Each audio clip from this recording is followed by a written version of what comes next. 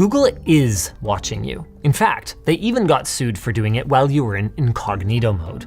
But little things like lawsuits aren't gonna stop them from doing it again. They make more than enough money by serving you eerily relevant ads to make up for any fines. So if nothing's gonna stop them, well, you should just give up and throw in the towel, right? Of course not. In part 1 of this series on de-Googling your life, we showed you some options to loosen Google's iron grip, some of which you could argue are even superior to Google's services. And we're back again with de-Googled options for password management, cloud storage, maps, ad management, and YouTube. That's right, 5 whole ways that you can give Google the finger. Or 6 fingers if you count our sponsor. FlexiSpot. Their E7 Plus standing desk and C7 Ergo chair are here to elevate your workspace. Save big by bundling them together, then use code Linus50 for $50 off your order of $500 or more. Check it out using our link in the video description. One of the most convenient services Google offers that you might not even think about that you're using is also one of the most dangerous: the password manager that is built into Chrome and Android. I mean, it's great on the surface. You just log into your Google account and the passwords for other sites fill in automatically everywhere you go. Super convenient. But what happens if somebody gets into your Google account? Not only will all of your Google services be accessible because they all use that one login, but all of the accounts stored inside it will be exposed too. It's kind of like a 200 for the price of one special for account hijackers. Now, I get if you still want to have a Google account. That's totally fine, but you can lower your risk by using a non-Google password manager. Of course, it feels these days like everybody has a password manager, so which one do you trust? Well, the ultimate in privacy is going to be hosting your own on a computer that you control using KeePass or Bitwarden. Both of them have been around for a while, are open source, and work on pretty much anything. KeePass is single device only, but Bitwarden can even sync across multiple devices, and if you want, it can sync to the cloud as well. If you're doing that, you might also want to consider the competition. For a mainstream choice, we like 1Password. Not only does it tick all of the boxes with support for every big operating system, passkey support, 2-factor codes for secure login, and more, it also has its own twist that even if 1Password were to suffer a major leak, like what happened to LastPass in 2022, there wouldn't be any danger. When you sign up, you're given a random secret code, and that code with your password is needed to unlock your vault anytime you log in on a new device. What that means is even if somebody got your login credentials, and even if they had the file with your vault in it, they can't easily decrypt your data, at least with today's computers. Their app is pretty good too. Moving on, Proton, the Google but for privacy company that we brought up in part 1, also offers a password manager that's gotten really good and really quickly.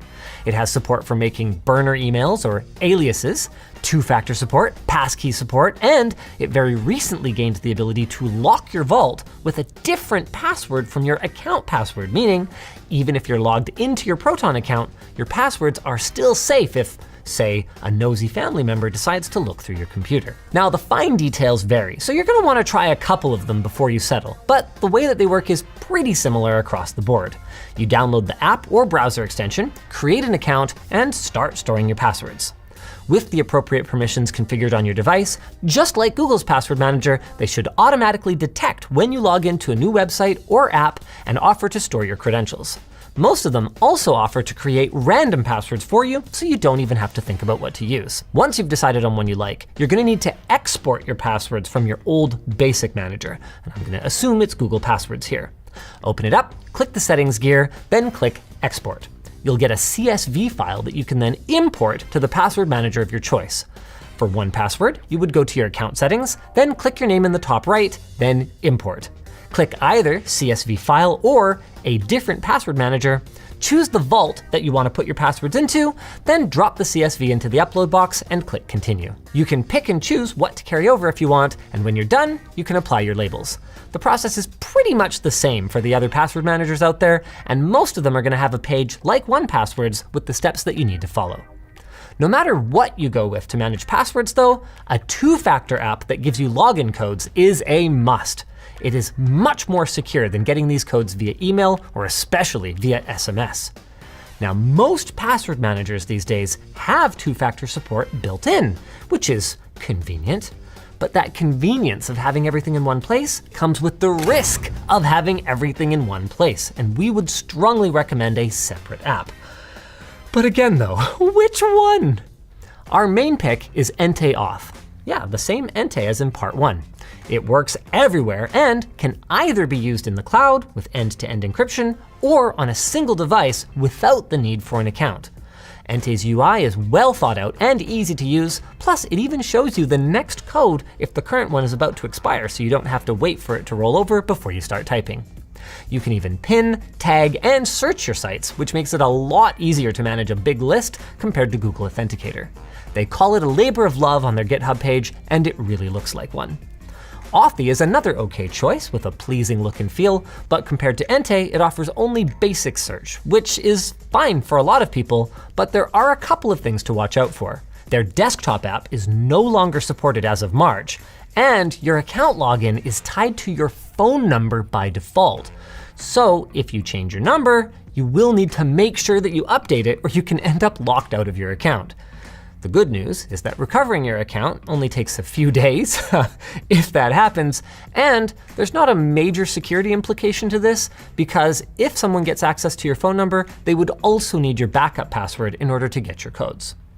Now, if you want to use something other than those two options, that's probably fine. Just make sure that it's encrypted and secure if it synchronizes across devices, or that it never leaves your phone. Whatever you use, the way to add codes is pretty much the same. Go to the site or app you want to secure, enable two-factor authentication, then on your app, tap Add and scan the QR code. Enter the code the app gives you into the site, and you should be good to go. Just please make sure you put your recovery codes somewhere safe, and not in your password manager if you can avoid it. If you can't scan the QR code, by the way, for some reason, most sites and apps will let you manually type a secret key instead. Now, migrating from Google Authenticator is a little tricky, but not too bad. You can export your codes as QR codes by tapping the hamburger menu, then transfer accounts, then export. Select the accounts you want to transfer, and you'll get a series of QR codes. At this point though, you'll need another device with a camera that is logged in with the authenticator that you want to use, and then you can use the import function. In Ente Auth, you get there by tapping the hamburger menu, then data, then import codes. Choose Google Authenticator, then scan the codes, one by one. Yeah, it's a bit of a pain because Google expects you to only ever do this if you're upgrading to a new device, but once it's done, and you're free! Free to go anywhere you like! As long as you don't mind Big Google following you around. That's right, Google Maps is so dominant that when Apple Maps came out in 2012, many people considered it literally unusable, in spite of Apple's efforts, because of how poorly it compared to Google's worldwide fleet of vehicles that maps out the roads and takes photos as they go. Now, one popular alternative used to be Waze, but that has also been owned by Google since 2013. Apple Maps, speaking of, finally launched a web app. It went into beta actually the day that we wrote this, and Bing or even MapQuest can stand in for Google Maps in a pinch. But in the spirit of de-Googling, we kind of wanted to find something a little more open, like OpenStreetMap, which makes maps from user submissions and has support for front ends that include some pretty advanced features. Magic Earth, for example, is available on iOS and Android, and on top of offering turn-by-turn navigation and crowdsourced traffic data, it can also act as a smart dash cam with driver assistance to warn of things like forward collision, stop-and-go traffic, lane departure traffic signs, and more. Now, you probably don't want to rely on those features for safety, and we did encounter some odd behavior even just in the basic search functionality, but it's free for personal use, so I'd say it's at least worth giving it a try. And the same goes for Osamand. It has many of the features that Magic Earth does, but also offers plugins to enhance its functions beyond even Google Maps. The only problem is that what I would call 18643 52 Avenue becomes 52 Avenue 18643 Euro style. And I'm not allowed to just type in AVE. It has to be Avenue. Look, you can learn to live with it, but I can also see why most North Americans don't bother. One last option is to use a search engine like DuckDuckGo or Kagi, who we talked about in part 1. Both use Apple Maps, though Kagi offers other sources too. And while neither has the features or tight integration Google does, Kagi offers the option to start navigating via Google Maps, Apple Maps, or Waze so that you can, I don't know, use Kagi to search and then just use Google to, okay, maybe it's mostly only useful for trip planning rather than day-to-day navigation. Now for a big one. Google Drive is so common for cloud storage that for a long time, we even used Google's lax storage limits to back up our entire petabyte server. It's convenient, especially to quickly share files, and their privacy policy claims that they encrypt your data and don't use it for advertising. So a secondary Google account just for Drive could be an option if you don't mind some Google in your life. You know, like a cheat day. But we are de-Googling, and that means exploring other options. There's the big ones, like Dropbox, iCloud Drive, and OneDrive, who all also offer encrypted storage, and even extras like protected vaults that require a password to access. But if your email is also with the company you're using for storage, you need to be careful what you store there in case of a data breach. One way that you can make sure that you're secure is to encrypt your files locally on your computer using something like Cryptomator. Then you can sync those files to any cloud storage you like, though you won't be able to easily share anything uploaded this way unless you also share your encryption key. If you want something a little different, then there are other options like Proton Drive. We mentioned these guys earlier and in part 1 with their email service. And while keeping all of our eggs in one basket is one of the reasons that we're skipping out on Google, Proton offers the ability to use a secondary password to unlock your data after logging in, again, to prevent someone with access to your computer from digging through your stuff. Proton's biggest problem, though, is that you can't purchase more storage than they offer in their plans, and if you're not on a family plan, that limits you to just 500 gigs, even at the ultimate tier. Now, they do sometimes allow you to upgrade to their older Visionary plan that gives you multiple terabytes of storage, but you're forced to subscribe on an annual basis for a pretty hefty sum. Still, if you're not backing up massive amounts of data, Proton Drive is very Google-like, but not run by Google. Of course, it's not run by you either, is it?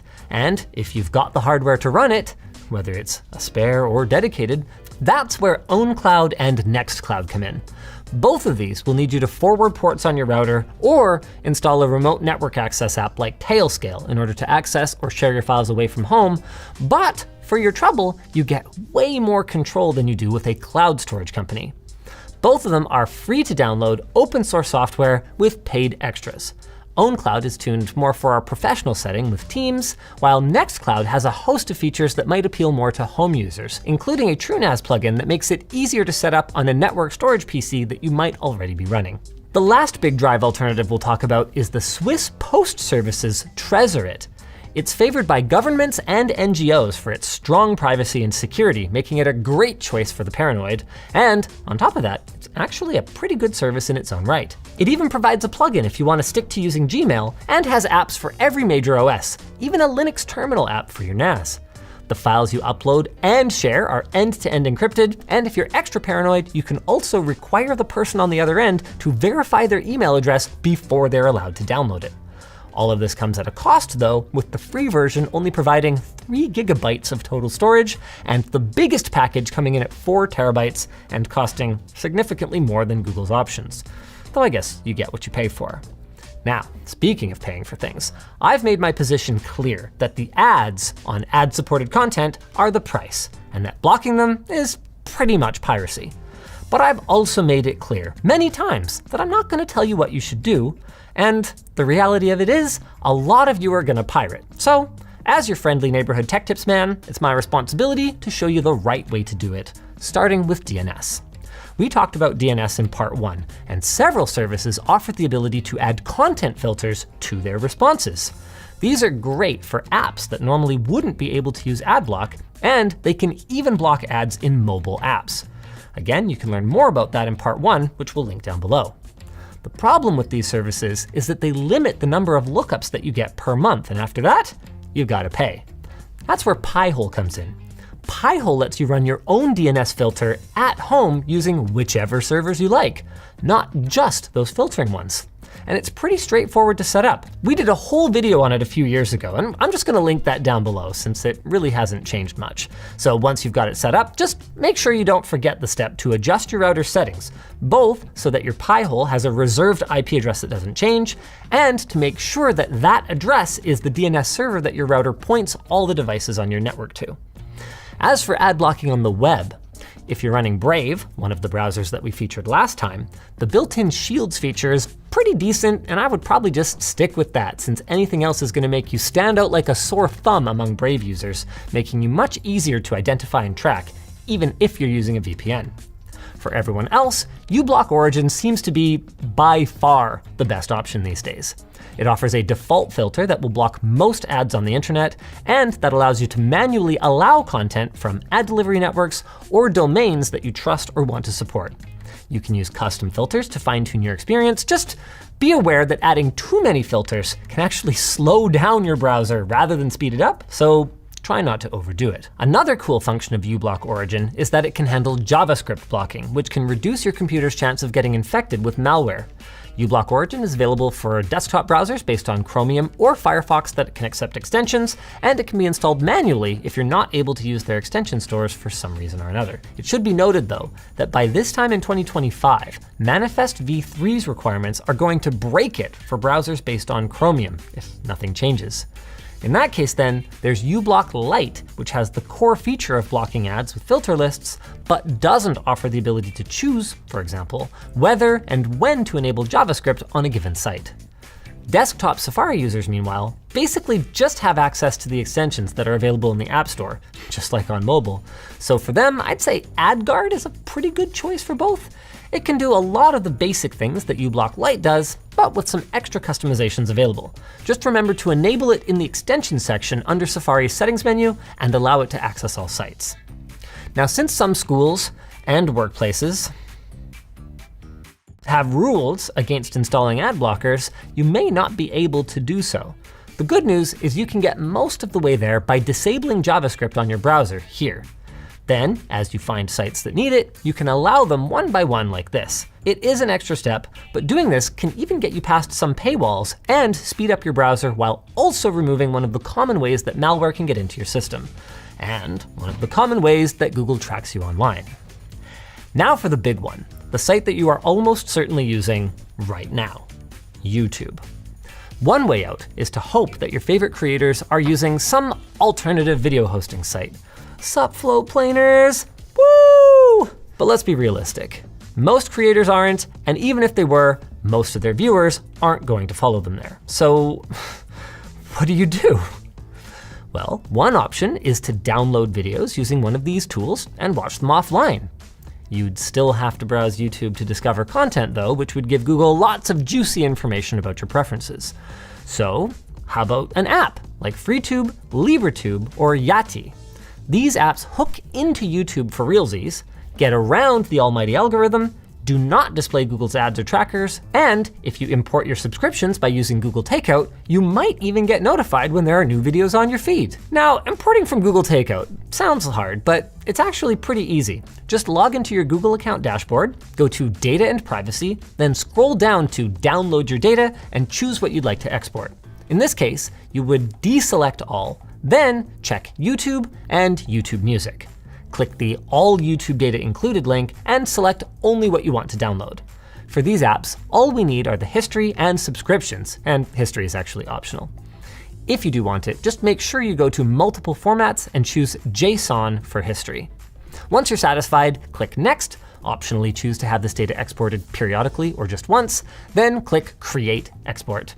Depending on the amount of data, it could take some time, but eventually you'll get an email with a download link. You can then unzip it and import everything into your front end. In FreeTube, you'll find it under Data Settings. For Android users, there's GrayJay and NewPipe. They hook into popular streaming services, including YouTube, with plugin support that promises to add even more services in the future. Everything shows up on your feed, and they store your playback history, subscriptions, and your playlists locally on your phone or tablet. There's no iOS or desktop app for either though, and according to the FAQ, there isn't going to be one anytime soon. If that's a problem for you, you can also just run your own YouTube using Invidious, which lets you fully customize the way that pages look if you know how. You can even use those other apps with it. Now, like the Cirque search engine from part 1, public Invidious servers do exist, but using them means that you are trusting that the people running them aren't just gonna track you like Google does, or even insert malware. For that reason, it's best to use Tor or a virtual private network, like our frequent sponsor PIA, who we're gonna have linked down below, to hide your IP address whenever you're connecting to servers that you don't own. Since the ones listed on the Invidious site must have no analytics, that makes one fewer way that you can be tracked online. However, these servers are not guaranteed to be as reliable as YouTube's. I mean, say whatever you want about YouTube, it rarely goes down. But what if there were another way? Okay, this is funny. As it turns out, you don't need anything extra or any weird workarounds to watch YouTube without ads. And I'm not kidding when I say this is actually a weird trick. Try this right now. Open up a private window or a browser that you don't use very much, and then go to Bing. Copy the address of this video right now and paste it into Bing. Then click on the thumbnail somewhere around here and what? What? Where's the ad? You're not signed into Bing or YouTube, and assuming you used a random browser that you don't usually use, you've got no ad block active. So yeah, you need to put up with Bing's crummy interface, but either Microsoft is paying Google to be able to show YouTube videos on Bing without any ads, or maybe neither of them ever noticed because no one uses Bing. Either way, I don't know, free YouTube Premium, let's go Bing! All right. That's not really a reasonable alternative to YouTube. And like those alternative front ends and those apps, it's just YouTube with extra steps still. And if Google decides to get rid of them, they will all disappear. But for now, we've at least given you some options to enjoy your favorite creators without giving Google quite as much information. Of course, we aren't done yet. And for part 3, we'd like to hear from you guys. What services do you recommend? What Google services do you want to stop using? Let us know down below while I let you know about our sponsor, FlexiSpot. If you're looking to elevate your work setup from that desk and chair that you picked up at your neighbor's garage sale, FlexiSpot is here to help. Their E7 Plus standing desk has a 4-leg foundation, making it more stable than 2-leg offerings. Plus, it has a weight capacity of up to 440 pounds while in motion, meaning you can absolutely load up your desk with the chunkiest of monitors, peripherals, and more. And if you're worried that your tush isn't going to be fully supported, have no fear, their C7 Ergo chair is designed to relieve pressure and mitigate fatigue during long hours of work or play. If all of that sounds good, you're in luck because FlexiSpot is holding their anniversary sale in August, and you can bundle up both the E7 Plus and the C7 to get a nice chunk of change off your purchase. Even better, you can save an additional $50 on your order of $500 or more with code Linus50. We're going to have all the details and exactly where to go to claim the deal linked in the video description. If you guys enjoyed this video, go check out part 1 of this series for more on how you too can rid yourself of the Alphabet Company. Anything sounds ominous when you say it like that.